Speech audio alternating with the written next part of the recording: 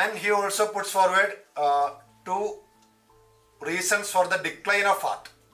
So the art may decline on two conditions.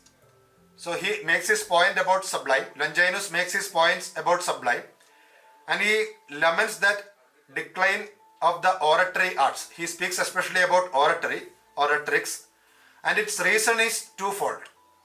The reason for this decline is twofold. It comes from the absence of freedom, and number two, the moral corruption. The absence of freedom and moral corruption.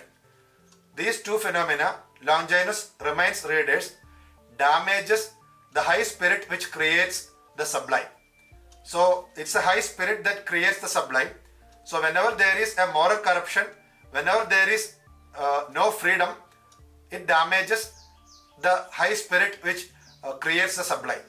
And it is very true about art also.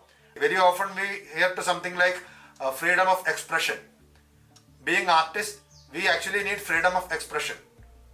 So when we do not have freedom of expression, art will decline.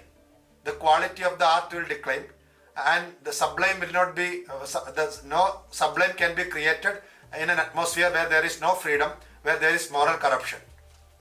It is very obvious. When there is a fascist regime, they will be targeting artists. There will be no freedom of expression.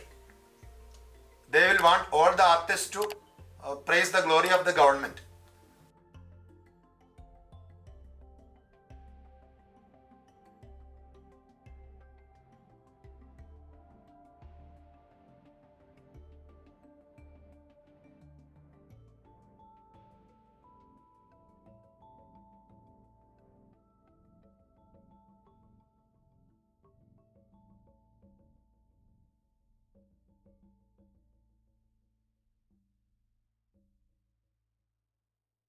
It can affect art also.